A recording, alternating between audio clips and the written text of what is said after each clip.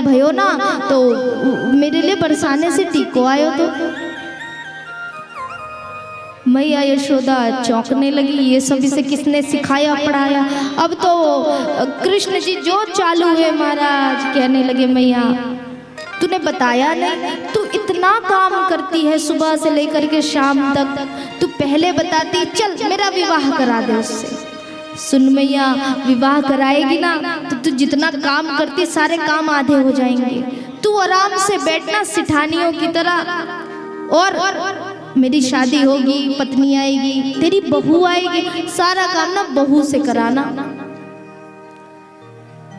आराम से बैठ करके तू जो बोलेगी 56 प्रकार के भोजन तेरे लिए बनवाऊंगा। और दाऊ भैया है ना, मेरे बड़े भैया हैं, उनको कहना बाहर बैठेंगे, और जब भी आए तो थोड़ा सा आवाज करते हुए आए, क्योंकि बहू आ जाएगी घर में तो उनको भी तो ठीक से रहना पड़ेगा।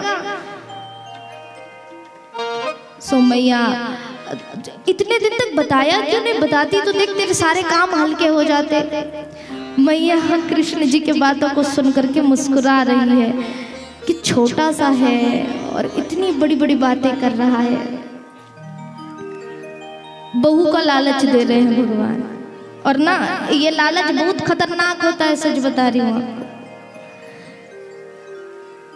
कि माताओं को पता है एक उम्र के बाद बेटा है, बेटा का शादी होगा, सो बहू आएगी घर में।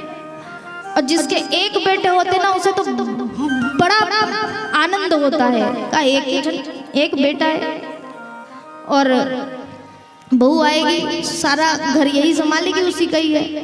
और झंझट नहीं 2-3 बहुओं वाला, एक ही बहू पर्याप्त। एक ऐसी माता जी थी, उसके एक बेटे थे, उसे सोचा मेरे बेटे की शादी कर दूं, बहू आ जाए सो गंगा नहा लूं। अब हुआ क्या, हमारा शादी हुई, बेटे की बहू आई, इतनी सुंदर बहू, इतनी सुंदर बहू। सब आते हैं ना जब नई बहू आती है तो देखने के लिए, सब आए, कहा अरे बड़ी सुंदर बहू है, सब उसको बधाई देने लगे, कहा वाह वाह क्या बहू ढूंढ के लाई हो, तुम्हारी बहू तो एकदम चंद्रमुखी है, कहा एकदम चंद्रमुखी के समान बड़ी सुंदर बहू पाई हो, कहा धन्यवाद धन्यवाद। अब क्रेडिट मिल रहा है तो कौन मिलेगा बताओ। कहा मेहनत भी किया है बहू ढूंढने में, वैसे बहुत सुंदर बहू है। कुछ दिन व्यतीत हुए महाराज, वो बहू को 6 महीना बीते, तो अब वो सास घर के बाहर बैठे नजर आए, तो आस पड़ोस वालों को ज्यादा चिंता होती है। वो पूछने लगी कैसे बैठी हो, क्या हुआ, तुम्हारी बहू तो बड़ी सुंदर है, चंद्रमुखी है, क्या हुआ, क्या तकलीफ हो गया, बाहर बैठी हो, उदास बैठी हो। उसने कहा क्या बताऊं, आई थी तब तो चंद्रमुखी थी, अब तो वो सूर्यमुखी बन गई है। महाराज कुछ दिन बीते, साल भर हुआ कि अब ये सास थी, ये सासू झाड़ू काट रही, झाड़ू लगा रही घर के बाहर। अब पड़ोसी आई, पड़ोसियों का काम ही होता है जले में नमक छिड़कना।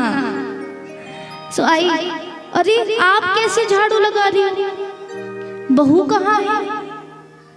उससे कहा बहू होती तो मैं क्यों झाड़ू लगाती।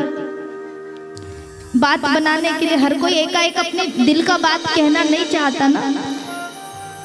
थोड़े देर हुए, अब जिनको बात निकलवाना है वो भी जब तक वो पूरा बात ना कहलवा ले तब तक पीछे नहीं छोड़ता।